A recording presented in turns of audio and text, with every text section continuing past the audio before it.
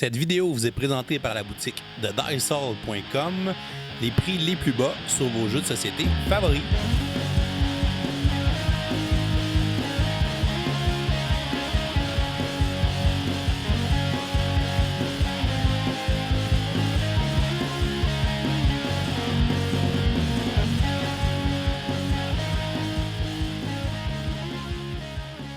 Salut les gamers, bienvenue à Professeur Board Game, je m'appelle David. Aujourd'hui à Board Game 101, je vous présente le jeu Ishtar, un jeu édité en 2019 chez Yellow. On voudrait d'ailleurs prendre le temps de remercier nos amis chez Yellow qui nous ont envoyé 7 copies du jeu pour qu'on puisse l'essayer et vous le présenter en vidéo.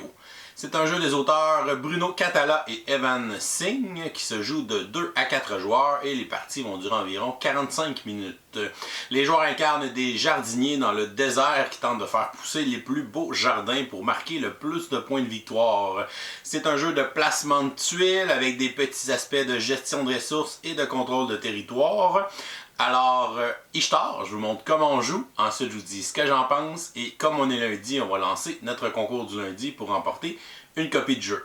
On va installer une partie pour 2 joueurs, on va prendre un certain nombre de plateaux terrain comme ceux-ci pour former le plateau de jeu. On va prendre 2 plateaux de plus que le nombre de joueurs, donc comme c'est une partie à 2 joueurs, on va placer 4 plateaux de façon aléatoire au milieu de la table pour former le plateau de jeu. Les autres plateaux terrain seront tout simplement remis dans la boîte de jeu. Dans chacun des emplacements fontaine, on va placer de façon aléatoire un jeton de fontaine et les jetons qui ne seront pas utilisés seront aussi remis dans la boîte de jeu. Sur chacun des emplacements rochers où on retrouve un symbole de gemme, on va aller placer un jeton de gemme de la couleur appropriée, soit des gemmes blanches, des gemmes rouges ou des gemmes mauves. Les gemmes restantes seront placées à côté du plateau pour former une réserve. À côté du plateau principal, on va placer le plateau tapis sur lequel on va les placer de façon aléatoire les 6 tuiles coupelles qui vont pouvoir accueillir les tuiles végétation que les joueurs vont tenter de placer sur le plateau principal pendant la partie. Chacun des emplacements des tuiles coupelles représente une forme de tuile végétation. Alors les joueurs vont aller placer pour une partie à 2 joueurs seulement 4 tuiles de la forme indiquée sur les différentes tuiles coupelles. Et par la suite, on va aller placer une tuile de départ sur le dessus qui va être face visible. Les tuiles de départ peuvent être reconnues car elles ont des bulles et que de l'autre côté, on voit qu'il y a de la végétation qui commence à sortir des petites graines. Donc on va placer toutes les formes de tuiles sur le plateau. Pendant la partie, les joueurs vont pouvoir placer ces tuiles sur le plateau principal pour tenter de faire pousser leur jardin et de marquer le plus de points possible. On pourra aussi exécuter des actions spéciales selon s'il y a des icônes d'actions spéciales sur les tuiles que nous allons jouer pendant la partie. Au milieu du plateau tapis, on va aller placer les tuiles de fleurs de 2 cases et les tuiles de fleurs de 1 case. On va mélanger les cartes arbres pour former une pioche et on va révéler les 5 premières cartes de la pioche face visible. On va se faire à côté des cartes arbres une réserve avec les différents pions d'arbres. Chaque joueur va se prendre un plateau personnel de maîtrise ainsi que ses 4 assistants de sa couleur. Il va garder 2 de ses assistants devant lui et les 2 autres seront placés au milieu du plateau tapis. On va aussi donner à chacun des joueurs une gemme mauve pour débuter la partie. Le premier joueur sera le joueur avec un numéro 1 inscrit sur son plateau, donc ce serait notre joueur bleu qui débutera la partie. Une partie de Ishtar se joue en plusieurs rondes. À chaque tour de jeu, un joueur devra prendre une tuile sur le plateau tapis et la placer sur le plateau principal pour commencer à faire pousser des jardins et récolter des gemmes. Les joueurs pourront alors exécuter des actions spéciales si on a des icônes d'actions spéciales qui se retrouvent sur les tuiles qu'on vient de placer. Ces actions spéciales vont nous permettre soit de placer nos jetons d'assistant pour prendre contrôle des différents parterres pour marquer des points, ou on pourra gagner des maîtrises sur notre plateau personnel pour gagner différents pouvoirs ou des façons de marquer des points à la fin de la partie. Finalement, à la fin de leur tour, les joueurs pourront, s'ils le veulent, dépenser des gemmes pour pouvoir planter des arbres sur le plateau principal et marquer des points. La partie va se continuer jusqu'à temps que 2 des pioches de tuiles du plateau tapis soient épuisées. Par la suite, on va terminer la ronde en cours et ensuite on va passer au décompte final des points. Et le joueur qui marquera le plus de points sera le vainqueur. Chaque tour de jeu se sépare en 5 phases. La première phase est la sélection d'une tuile végétation sur le plateau tapis. Au début de la partie, le premier joueur va aller placer le jeton d'arrosoir qui va indiquer l'endroit où il va pouvoir prendre une tuile de départ. Donc ici, je pourrais décider de placer l'arrosoir à cet endroit-là et par la suite, je vais pouvoir aller chercher la tuile qui est placée devant. Alors mon joueur bleu va prendre la première tuile de cette pile où il a placé son arrosoir et va aller la placer devant lui. Dans les tours suivants, lorsqu'on va faire la phase de sélection d'une tuile végétation, le joueur actif va déplacer l'arrosoir dans le sens horaire vers la prochaine pile de tuiles et va devoir prendre la tuile qui se trouve devant. Par contre, si cette tuile ne l'intéresse pas, il peut payer une gemme pour avancer l'arrosoir d'une case et sauter cette pile-là. Donc, si je pourrais payer 2 gemmes si je veux skipper 2 piles. Et à ce moment-là, l'endroit où mon arrosoir va arrêter, le joueur actif va pouvoir prendre la tuile et la placer devant lui. Par la suite, il va révéler la tuile qui se trouvait à l'endroit de départ de l'arrosoir pour mettre fin à sa phase de sélection de tuiles. La deuxième phase est la phase de placement de tuiles où le joueur actif va aller placer la tuile qu'il vient de sélectionner et placer devant lui. On a quelques restrictions à respecter pour le placement des tuiles. Premièrement, la tuile doit toucher obligatoirement à une fontaine sur le plateau ou à une tuile végétation déjà placée. On retrouve 3 types de cases sur le plateau principal. On a les cases de sable, les cases de rocher où il y a les gemmes et les cases de pierre gravées. Lorsqu'on va aller placer une tuile végétation, on peut seulement la placer sur des cases de sable ou de rocher. On ne peut jamais la placer sur une case de pierre gravée. Donc je ne pourrais pas la placer ici parce que je n'ai pas le droit de recouvrir les pierres gravées. Mais je pourrais la placer comme ceci parce qu'elle toucherait à la fontaine et j'ai seulement placé sur des cases de sable. On retrouve 2 types de cases sur les tuiles végétation. On a des cases d'herbes qui sont vertes pâles et on a les cases de fleurs qui contiennent entre 1 et 4 fleurs. Lorsqu'on va avoir plusieurs cases de fleurs adjacentes, on va parler d'un parterre et lorsqu'on va avoir un assistant dans un parterre, il aura le contrôle de ce parterre et pourra marquer des points à la fin de la partie pour chacune des fleurs qui se retrouvent dans son parterre. Il ne pourra jamais y avoir plus d'un assistant dans le même parterre, donc on ne peut pas placer une tuile pour connecter 2 parterres qui ont déjà un assistant. Donc je ne pourrais pas placer une tuile ici parce que ça connecterait mes 2 parterres et on se ramasserait avec 2 assistants dans le même parterre. Donc ça ne serait pas légal de placer cette tuile de cette façon. Toutes les tuiles végétation représentent des jardins. On peut avoir plusieurs jardins autour de la même fontaine. Donc ici, j'ai un jardin qui est commencé et j'en ai un autre avec l'autre tuile de l'autre côté. Mais un jardin ne peut jamais toucher à 2 fontaines, ne pourra jamais être connecté à 2 fontaines. Donc un joueur ne pourrait pas placer une tuile de cette façon parce que le jardin ici serait connecté avec la fontaine mauve et avec la fontaine rouge. Donc à ce moment-là, on ne pourrait pas placer cette tuile à cet endroit. Je vais décider de placer ma tuile à cet endroit-là, comme ça elle va toucher à la fontaine et on va recouvrir des tuiles, des cases de sable et des cases de rocher. Lorsque notre tuile est placée, on passe à la 3e phase qui est la récolte des gemmes. Donc on va récolter les gemmes où on a placé notre tuile, donc les cases rochers qu'on a recouverts, on va ramasser les gemmes et les placer dans notre réserve personnelle. On passe ensuite à la 4e phase, qui est la phase d'action spéciale, qui sera une phase optionnelle. Pour pouvoir faire cette phase, on doit avoir un icône d'action spéciale sur la tuile qu'on vient de placer. Donc ici, j'ai un icône d'assistant. Donc je pourrais faire, si je le veux, l'action spéciale de l'assistant, qui me permettrait, si j'ai des assistants disponibles devant moi, d'aller le placer sur l'icône d'assistant.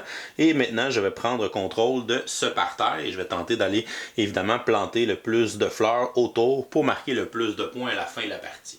Le deuxième icône qu'on peut retrouver sur les tuiles, on a une icône d'étoile qui nous permet d'aller faire une action de maîtrise pour aller gagner une des maîtrises de notre plateau personnel en payant 2 gemmes de la couleur de notre choix. Il existe 2 types de maîtrises sur notre plateau personnel. On a la rangée du bas qui sont les maîtrises normales et la rangée du haut qui sont les maîtrises supérieures. Pour pouvoir acheter une maîtrise supérieure, on doit obligatoirement avoir maîtrisé la maîtrise normale qui est juste en dessous. On peut retrouver ce prérequis-là avec les petits chemins qui sont dessinés sur le plateau de maîtrise. Alors le joueur va prendre 2 des gemmes de sa réserve, peu importe leur couleur, il va aller les placer sur la maîtrise qu'il veut gagner. Les maîtrises du bas ont des effets instantanés et lorsqu'on va placer les gemmes, on va les activer. Donc on peut activer chacune des maîtrises une seule fois pendant la partie.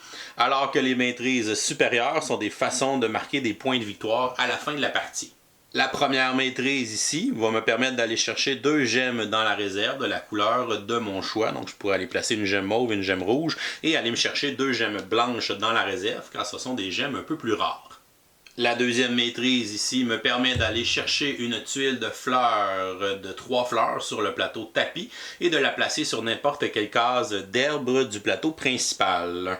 La maîtrise suivante fonctionne un peu de la même façon mais avec une tuile de 2 cases avec une fleur chacune et on va aller la placer sur 2 cases d'herbe adjacentes du plateau principal. La quatrième maîtrise me permet d'aller me réserver une carte d'arbre parmi les 5 qui sont face visible sur la table. Je vais la placer dans ma zone de jeu face visible. On va aussi aller se débarrer un de nos jetons d'assistant qui est sur le plateau tapis. On va le prendre et le placer dans notre zone de jeu. Et la cinquième maîtrise va me permettre de débarrer un autre de mes jetons d'assistant qui est sur le plateau tapis pour le placer dans ma zone de jeu. Et je vais pouvoir aller me réserver une des tuiles du plateau tapis, une des tuiles qui est face visible. Je vais pouvoir la prendre et la placer dans ma zone de jeu. Et lorsque ça va venir à mon tour, je vais pouvoir soit placer cette tuile-là ou placer la tuile où se retrouve le jeton d'arrosoir. Quand je vais décider d'utiliser ma tuile, à ce moment-là, je n'avancerai pas le jeton d'arrosoir au début de mon tour. Pour les maîtrises supérieures, comme ce sont toutes des façons de marquer des points bonus à la fin de la partie, on va les expliquer lorsqu'on va parler du décompte final des points à la fin de la vidéo. Et finalement, certaines tuiles vont avoir une icône de point d'interrogation, qui est une icône Joker, qui va me permettre soit de faire l'action de maîtrise ou l'action de l'assistant. Évidemment, ici, j'ai déjà un assistant, là, je ne pourrais pas en rajouter un deuxième dans le même parterre. Mais je pourrais utiliser mon point d'interrogation pour aller me chercher une maîtrise et placer ici mon jeton de 2 fleurs qui me permettrait d'agrandir mon parterre et de marquer plus de points à la fin de la partie. Et finalement, la cinquième phase est la phase de plantation d'arbres qui est aussi optionnelle et qui va permettre aux joueurs d'acheter des cartes d'arbres en payant les coûts en gemmes qui sont indiqués dans le haut des cartes pour pouvoir marquer les points de victoire qui sont dans le coin en haut à droite de chacune des cartes. Par exemple, mon joueur pourrait défausser une gemme blanche et une gemme mauve pour aller acheter la carte d'arbre ici qui vaut 5 points. Il va la prendre, il va la placer dans sa zone de jeu face cachée. Donc ce sont des points de victoire pour la fin de la partie. Et il devra aller placer sur le plateau un jeton d'arbre sur une des cases d'herbe disponibles. Donc ici, la seule case d'herbe, ce serait la case qui est ici. Donc on va pouvoir placer l'arbre. Lorsqu'on a un arbre sur une case d'herbe, à ce moment-là, on ne peut rien placer d'autre sur cette case. Et les arbres vont aussi séparer les parterres, donc ça va empêcher d'agrandir le parterre de ce joueur s'il place son jeton arbre à cet endroit. Si le joueur avait eu plus de gemmes dans sa réserve, il aurait pu acheter un deuxième et un troisième arbre dans le même tour de jeu. Donc on peut planter plusieurs des arbres qui sont visibles. Lorsqu'il aura terminé cette phase de jeu, ça va mettre fin à son tour et on va tout simplement révéler des nouvelles cartes pour toujours avoir 5 gardes d'arbres qui sont accessibles sur la table pour le prochain tour. Alors on passerait ensuite au tour du joueur orange qui va commencer par avancer l'arrosoir. Il va le laisser là, il pourrait payer une gemme pour avancer à la prochaine tuile. Mais c'est pas mal la même chose. Il va donc recruter cette tuile. On va aller révéler la prochaine tuile où l'arrosoir vient de partir. Par la suite, il va aller placer sa tuile sur le plateau, soit adjacente à une tuile déjà placée, ou adjacente à une fontaine. Je vais aller chercher les 2 gemmes qui sont ici, une gemme mauve et une gemme rouge. Donc je suis connecté à une fontaine, je peux placer ma tuile là. J'ai gagné 2 gemmes, je les mets dans ma réserve. J'ai mon action spéciale qui est une action de maîtrise. Je vais décider d'aller chercher la maîtrise qui est ici. Je vais donc me débarrer un personnage, le placer dans ma zone de jeu. Je vais me réserver une carte d'arbre, donc je vais me réserver l'arbre à 11 que je vais laisser dans ma zone de jeu face visible. Je devrais l'acheter à la fin d'un de mes tours de jeu. Et là, comme j'ai seulement une gemme à la fin de mon tour, donc je ne peux pas m'acheter aucun arbre, à ce moment-là, on va tout simplement rafraîchir pour qu'il y ait 5 cartes d'arbres face visible. Et on retournerait ensuite au tour du joueur bleu. Et la partie va se continuer, on va alterner les tours de jeu jusqu'à temps qu'on déclenche la fin de la partie.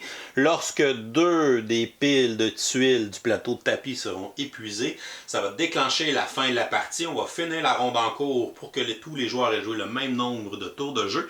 Et par la suite, on va passer au décompte final des points. On peut utiliser le pad de scoring pour pouvoir cumuler les points des deux joueurs. Donc premièrement, on va révéler les cartes d'arbres qu'on a réussi à construire pendant la partie et on va additionner leurs valeurs. Donc ici, j'aurai 11 points pour le joueur bleu et ici, le joueur orange va additionner tous ses arbres. Ensuite, on va compter toutes les fleurs dans les parterres qu'on contrôle, donc où on a nos assistants. Chacune des fleurs dans nos parterres va nous donner un point. Donc le joueur bleu va marquer toutes les fleurs qui sont ici. Le joueur orange a 3 parterres, puis qu'il va cumuler les fleurs de son premier, de son deuxième et de son troisième parterre, un point par fleur. Ensuite, on va regarder qui contrôle les différentes fontaines. C'est le joueur qui a le plus grand parterre, qui a le plus de cases et non pas le plus de fleurs. Dans cette partie-là, c'est pas un problème parce que chacun des joueurs est facilement propriétaire d'une fontaine. Donc, si le joueur bleu est tout seul à avoir un parterre qu'il contrôle, donc c'est lui qui a la fontaine mauve qui vaut 4 points.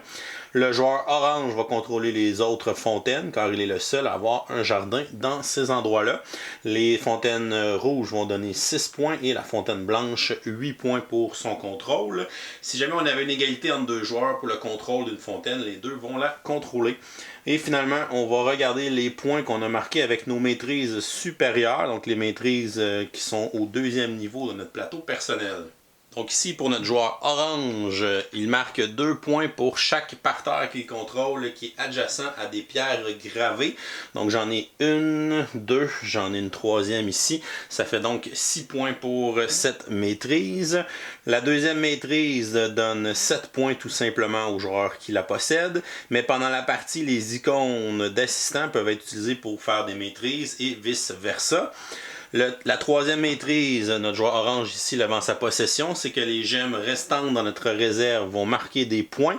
3 points par gemme mauve, 2 points par gemme rouge et 1 point par gemme blanche. Ça me ferait donc 5 points parce que j'ai une gemme mauve et une gemme rouge restante dans ma réserve. La quatrième maîtrise supérieure ici de notre joueur bleu va donner 2 points par arbre qui sont adjacents à un parterre qu'il contrôle. Donc il a ici 1, 2, 3 arbres qui sont adjacents à son parterre, donc ça va faire 6 points pour cette maîtrise. Et finalement, la dernière maîtrise va nous donner 7 points de victoire par personnage qui sont devant le joueur, qui ne sont pas sur le plateau principal. Donc il a 3 personnages x 7, ça fait 21 points pour cette maîtrise. Les joueurs vont ensuite additionner leurs points de victoire pour obtenir leur score final. Et le joueur qui aura le plus haut score sera déclaré vainqueur.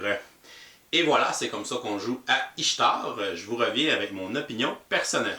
Qu'est-ce que je pense de Ishtar? Premièrement, on va regarder les côtés positifs. C'est encore une fois une super belle production de Yellow. On a vraiment du beau matériel à l'intérieur. Les jetons de bois, les petits personnages, les assistants, les jetons d'arbres en bois aussi sculptés. C'est vraiment beau. Donc du bon matériel, de bonne qualité. Puis c'est super beau visuellement aussi.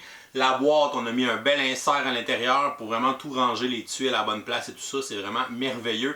Donc vraiment une belle production encore une fois, comme Yellow savent bien le faire. C'est un gameplay assez simple, mais c'est un jeu qui a quand même une belle profondeur de caché en arrière de ça. Je pense que ça va vraiment faire sa force. Donc c'est facile à apprendre à jouer, mais c'est peut-être moins facile de maîtriser et d'essayer justement de faire des combos. Ce qui est le fun dans le jeu, c'est qu'il y a quand même une bonne interaction entre les joueurs et il va falloir être capable de s'adapter à ce qui se passe dans la partie. Des fois, je peux commencer la partie, je vais dire, je vais essayer de faire telle stratégie, d'aller faire des points avec telle maîtrise, ainsi de suite. Là, la partie commence, puis là, finalement, tout le monde essaie de me bloquer avec des arbres, je peux pas faire un gros parterre. Fait que là, je vais changer mon fusil d'épaule, je vais dire, je vais aller chercher la maîtrise que les arbres vont me donner un point, comme ça les autres, là, ils vont arrêter de mettre des arbres dans mes pattes, mais là, les arbres qu'ils ont mis dans mes pattes vont me donner au moins des points. Fait que c'est le fun que tu peux revirer la situation à l'envers puis dire, OK, vous avez voulu me nuire avec vos arbres et essayer de me bloquer mon chemin, mais là, ces arbres-là vont me donner des points finalement à la fin de la partie, donc merci beaucoup. Donc ça, c'est vraiment intéressant, la dynamique qui s'installe autour du jeu. Le fait que quand je vais placer une tuile, il y a plusieurs décisions que je vais devoir réfléchir. Je place cette tuile-là pour aller me chercher 3 gemmes d'un seul coup, mais pas placer à une bonne place. Ou est-ce que je vais placer cette gemme-là pour aller chercher cette tuile-là pour aller chercher une seule gemme, mais je vais agrandir mon parterre avec des fleurs pour marquer des points avec ça. Ou je mets cette tuile-là pour bloquer l'autre joueur pour pas qu'il étende ses affaires, parce qu'il peut pas évidemment connecter 2 fontaines ensemble avec son jardin. Fait que là, si je place ma tuile comme ça, lui il pourra plus s'étendre. Donc il y a beaucoup de décisions derrière un coup qu'on va jouer en placer une tuile. C'est vraiment intéressant. Le fait que le plateau soit commun là, ça crée vraiment une belle dynamique à l'intérieur du jeu. Donc on dirait que ça a été inspiré un peu, je sais pas, de Carcassonne ou de King Domino, là, ce petit effet-là, mais collectif. Donc ça, je trouve ça intéressant, là, puis c'est vraiment cool à l'intérieur du jeu. J'ai beaucoup aimé le plateau des joueurs, les maîtrises, ça ajoute beaucoup de profondeur au jeu, parce que c'est toi qui vas décider les façons que tu vas marquer des points bonus à la fin de la partie. Fait que tu vas essayer d'enligner ta partie vers une ou deux maîtrises, puis dire, ok, je vais essayer de maximiser les points avec ça. Puis là, je vais essayer évidemment d'acheter des arbres pendant la partie, de les placer à des endroits stratégiques. Fait que c'est un jeu qui est quand même simple au niveau gameplay, règles, mais quand on joue, on se rend compte que finalement, il y a une belle richesse, puis une belle profondeur derrière chaque décision. Il va avoir beaucoup d'impact, puis beaucoup de choses à penser avant de pouvoir jouer son tour. Même s'il y a plusieurs options, plusieurs choses, je pense pas que ça ralentisse le jeu. Donc le jeu a vraiment un bon tempo. J'ai joué souvent à 3 à 4, puis ça roule super bien. Donc ça rentre dans son 45 minutes à 1 heure, là, ça rentre autour de ça. Fait que ça, c'est vraiment fantastique encore une fois. Pour les points négatifs, qu'est-ce que j'ai un peu moins aimé? C'est un jeu qui joue quand même ça joue à 2 joueurs, mais j'ai trouvé ça moins riche comme expérience comparativement à 3 et 4 joueurs. Je pense qu'on ressent plus justement l'espèce d'interaction, de dynamique très intéressante autour de la table. On la ressent beaucoup plus à 3 cartes, fait 3-4 joueurs, donc c'est un jeu que je conseillerais peut-être moins de jouer à seulement 2 joueurs. Sinon, il y a aussi un petit côté hasard pour quelle tuile va être disponible à mon tour de jeu. Donc, quand c'est à mon tour de jouer, j'avance l'arrosoir à cet endroit-là. C'est cette tuile-là que je dois prendre, à moins de payer des gemmes pour pouvoir avancer. Donc, ça coûte cher payer des gemmes pour faire ça. C'est pas toujours le fun. Évidemment, les gemmes servent à beaucoup de choses. Servent à acheter les maîtrises, servent à acheter des armes, à marquer des points. Donc, si à chaque tour, j'arrive à une tuile qui n'est pas super intéressante, puis je suis obligé de toujours dépenser des gemmes pour avancer et déplacer l'arrosoir, mais ça devient un petit peu tannant. Puis ce petit hasard-là, il était peut-être pas si nécessaire que ça. Fait que je sais pas, d'avoir eu peut-être un choix entre 2 tuiles ou des choses comme ça aurait peut-être aidé un peu plus au choix judicieux de tuiles. Mais on a l'opportunité de changer ça en payant des gemmes, mais c'est toujours moins intéressant pour ça. Fait que ce petit côté-là, hasard, des fois, dans certaines parties, va ressortir un peu plus. Des fois, on ne le sentira pas du tout. Somme toute, Ishtar, c'est un jeu que j'avais beaucoup hâte d'essayer. J'avais eu la chance d'essayer avant Gen Con à la soirée Yellow qu'il y avait eu à Montréal au Colonel Moutarde. J'avais vraiment adoré ma première expérience. J'avais hâte d'y rejouer, de me le procurer et d'y rejouer. Et à chaque fois que j'ai rejoué, j'ai essayé des stratégies différentes. J'ai essayé de faire des points de manière différente. Puis souvent, les parties vont finir assez serrées. Fait que ça aussi, c'est super intéressant. C'est un bon point. Donc pour moi, ça reste un excellent jeu. Ishtar, je vais le donner une note de A. Donc un excellent jeu avec un gameplay qui est simple, qui est facile à apprendre, mais qui va avoir derrière tout ça une belle richesse au niveau de la profondeur et de la stratégie où chaque décision peut avoir un impact sur plusieurs aspects du jeu. C'est ce qui le rend, selon moi, très intéressant. Donc je penserais même que c'est un des meilleurs que Bruno Cathala a fait dans les jeux qu'il a sortis. Donc c'est vraiment un de ces solides jeux. Donc Ishtar, c'est disponible présentement en magasin. Je vous conseille fortement d'aller regarder ça. Et voilà, c'est tout pour aujourd'hui. Oh, c'est vrai, on est lundi. On va donc lancer notre concours du lundi pour essayer de remporter une copie de Ishtar. Aujourd'hui, notre concours est en collaboration avec Yellow. Donc, avant de vous dire comment participer, on va annoncer le gagnant de la semaine dernière. La semaine dernière, on faisait tirer le jeu Deep Blue de Days of Wonder. Et notre gagnante pour Deep Blue est Josefina Cieza. Donc, félicitations. Tu peux nous écrire à professeurboardgame@gmail.com pour nous envoyer tes coordonnées pour qu'on puisse te faire parvenir ton prix. Pour cette semaine, pour remporter une copie de Ishtar, c'est simple, pour participer, vous n'avez qu'à répondre à la question du jour en commentaire YouTube sous la vidéo. La question du jour est la suivante. Quel est votre jeu de placement de tuiles favori? Donc, vous écrivez ça en commentaire YouTube sous la vidéo. Pour participer au concours, on vous laisse jusqu'à dimanche le 27 octobre pour participer jusqu'à midi, heure de l'Est. C'est ouvert à tous. Et si vous nous supportez sur Patreon pour 5$ et plus, vous avez automatiquement une participation au concours. Donc, si vous participez en commentaire, vous aurez une deuxième chance de remporter le jeu Ishtar. Et voilà, c'est tout pour aujourd'hui. Si vous n'êtes pas abonné à notre chaîne, vous pouvez cliquer notre petit bonhomme ici en bas de l'écran pour vous abonner. Sinon, vous pouvez nous suivre sur Facebook, Twitter ou Instagram à Professeur Board Game. Et vous pouvez venir nous supporter sur notre page Patreon. Je vous souhaite une excellente fin de journée et continuez de gamer.